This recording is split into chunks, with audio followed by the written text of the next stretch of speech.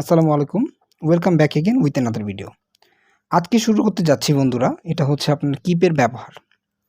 তো গতকালকে আমার একজন ভিউয়ার্স আমাকে জিজ্ঞাসা করেছিল যে স্যার প্লিজ একটা ভিডিও বানান কিপের উপরে। সো এই কারণে আমি আরকি আজকে আপনার কিপ সম্পর্কে একটা ভিডিও বানাতে যাচ্ছি এবং অ্যাজ ওয়েল এজ পুটও থাকবে এটার সাথে। তো কখন আমরা কিপ এবং পুট এটা ব্যবহার করব, এটা নিয়ে আমাদের অনেক ডাউট রয়েছে যে কখন আমরা কি পুট ব্যবহার করব না কখন কিপ ব্যবহার করব। এটা নিয়ে কিন্তু আসলেই অনেক ডাউট আছে। তো এটা আমি আজকে আপনাদের ক্লিয়ার করতে যাচ্ছি। আমি অনুরোধ করব সবাইকে ভিডিওটা শেষ পর্যন্ত দেখুন।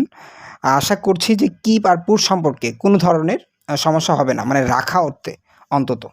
ঠিক আছে? তো প্রথমে চলুন যে কিপের একটা ব্যবহার আগে জেনে নিই যে কিপের অর্থটা কী।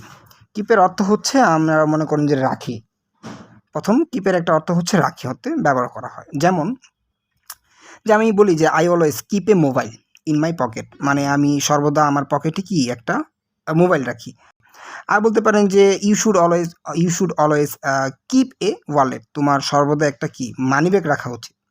আবার আমি অন্য সময় বলতে পারি যে my friend always keeps a pen in his front pocket, মানে আমার বন্ধু সবসময় একটা কলম সে তার সামনের পকেটে রাখে। এটা হচ্ছে রাখা অর্থে আমরা সবসময় কিপটাকে ব্যবহার করবো। যে কোনো কিছু হতে পারে, এটা আপনার শার্ট হতে পারে, এটা আপনার টুপি হতে পারে, যে কোনো একটা জিনিস আপনি আপনার কাছে রাখেন। ঠিক আছে, এটা হচ্ছে কিপের একটা ব্যবহার।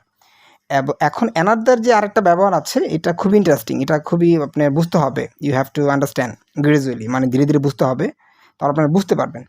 যেমন ধরুন যে কোনো একটা জিনিস আপনি নির্দিষ্ট একটা স্থানে রাখছেন, নির্দিষ্ট একটা স্থান ঠিক করেছেন যে এটা এখানেই থাকবে, এই জিনিসটা এখানেই থাকবে, মানে to place something and somewhere, মানে কোনো একটা জিনিস আপনি নির্দিষ্ট জায়গায়, এটার জায়গাটা হচ্ছে এইখানেই।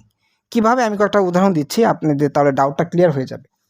সাপোজ ধরুন যে কিছু ভেজিটেবল অথবা শাকসবজি, এটা আপনি এগুলো কোথায় রাখবেন, এটা কিন্তু আপনার একটা নির্দিষ্ট জায়গা কিন্তু আপনি আগে থেকে সেট করে রেখেছেন, হয় এটা ফ্রিজে রাখবেন না কিচেনে, এটা নির্দিষ্ট জায়গাটাই হচ্ছে হয় ফ্রিজে না কিচেনে।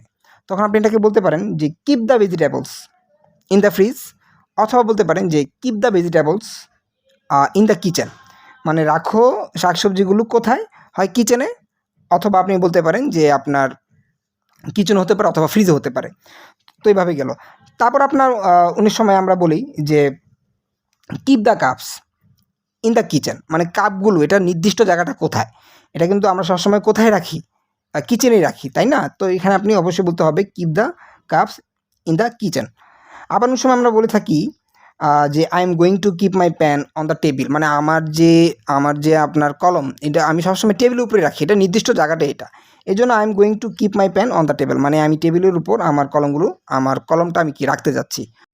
তারপরে আমরা অনেক সময় আমাদের বইগুলো আমরা কোথায় রাখি, আমাদের বইগুলো কিন্তু আমরা আমাদের ব্যাগের ভিতরে রাখি। তো keep the books in the bag, keep the books in the bag, মানে আপনার বইগুলো কোথায় রাখবেন, আপনি অবশ্যই আপনার ব্যাগের মধ্যে রাখবেন। তো কোনো কিছু একটা নির্দিষ্ট জিনিস আপনি ঠিক করে রেখেছেন। যেমন আরেকটা বলছি যে I always keep my shoes under the table, মানে আমি সবসময় আমার জুতাগুলো কোথায় রাখি, টেবিলের নিচেই রাখি, এটা নির্দিষ্ট জায়গাটাই এটা আমি সবসময় এখানেই রাখি। তো এটা হচ্ছে আপনার কিপের ব্যবহার। তো আরেকটা আমি উদাহরণ দিচ্ছি, তাহলে বিষয়টা একটু সোজা হবে। যেমন আমরা সময় বলে থাকি যে I have kept my shirt on আলমিরা, অথবা আপনি বলতে পারেন যে ক্লোসেট, তো আমি আমার শার্টটা আলমারিতে রেখেছি। তো এটা হচ্ছে আপনার কিপের ব্যবহার, যে নির্দিষ্ট কোনো একটা জায়গায় কোনো কিছু একটা রাখা, তখন আপনি অবশ্যই কিপ বলবেন, কখনোই পুট বলবেন না। পুটের অর্থ হচ্ছে রাখা। এখানে পুটের present form, past form, past participle, তিনটাই হচ্ছে পুট। তো দেখুন, পুট শব্দের অর্থ রাখা। তো এখানে আপনার বুঝতে হবে শর্ট টাইম, মানে লিটল বিট টাইম, মানে অল্প কিছুক্ষণের জন্য, মানে ফর দ্য টাইম বিং, আপাতত, মানে ফর এ ওয়াইল, কিছুক্ষণের জন্য আপনি কোনো একটা কিছু রাখছেন। এটা কিন্তু এটা নির্দিষ্ট জায়গা নয়, ভালো করে বোঝার চেষ্টা করুন, এটা কিন্তু এটা নির্দিষ্ট জায়গা নয়, আপনি কিছুক্ষণের জন্য রাখছেন। সাপোজ ধরুন যে আমি অফিস থেকে এসেছি, আসার পর আমি আমার শার্টটা মানে টেকিং অফ খুলে তাড়াহুড়া করে আপাতত কোথায় রেখেছি, অন দ্য বেড। তো আমি বলতে পারি I put my shirt on the bed, মানে আমি আমার শার্টটা বিছানার উপর রেখে, মানে বিছানার উপর কি রাখি, এটা কি আমার শার্টটা কি বিছানার উপর রাখার জিনিস না। এখানে যদি আপনি এটাকে নির্দিষ্ট করে রাখতে চান তাহলে অবশ্যই এখানে ক্যাপ বলবেন। আর যদি আপনি এটা নর্মাল করে রাখতে চান, মানে কিছুক্ষণের জন্য আপাতত রাখছেন, পরবর্তীতে এটা আবার সরিয়ে নেবেন, তখন আপনি এখানে পুট ব্যবহার করবেন। আবারও আর কয়েকটা উদাহরণ দিই। এটা হচ্ছে পুট দ্য ভেজিটেবলস এনিওয়্যার। তো আপনি আপনার আম্মুকে বলছেন যে, "আম্মু শাকসবজিগুলো কোথায় রাখবো?" তখন আপনার আম্মু বলছে যে, "পুট দ্য ভেজিটেবলস" এই শাকসবজিগুলো যেকোনো জায়গায় রাখো, এনিওয়্যার। ঠিক আছে?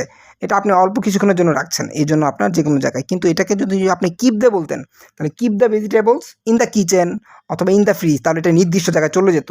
কিন্তু যখন আপনি এটাকে বলছেন যে, পুট দ্য ভেজিটেবল এনিওয়্যার, যেকোনো জায়গায়, মানে এটা আপাতত কিছুক্ষণের জন্য রাখো, পরবর্তীতে দেখা যাবে। আবার বলতে পারি যে, put the cups on the table, মানে কাপগুলো টেবিলের উপরে রাখো, মানে ফর দ্য টাইম বিং, আপাতত কিছুক্ষণের জন্য। কিন্তু যখন আপনি এটা নির্দিষ্ট করে বলবেন যে এই যে আপনার কাপগুলো নির্দিষ্ট রাখার জায়গাটা কোথায়, এটা অবশ্যই কিন্তু কিচেনে, ইন দ্য কিচেন। নির্দিষ্ট জায়গা হলে অবশ্যই কিপ। আর যদি আপনার অল্প কিছুক্ষণের জন্য অথবা যদি আপনার সামান্য কিছুক্ষণের জন্য হয়, তো অবশ্যই আপনি এখানে পুট ব্যবহার করবেন। তো আশা করছি আমি আপনাদের ডাউটটা ক্লিয়ার করতে পেরেছি, different between put and keep. So no more late, take care, keep practicing and have fun. আসসালামু আলাইকুম।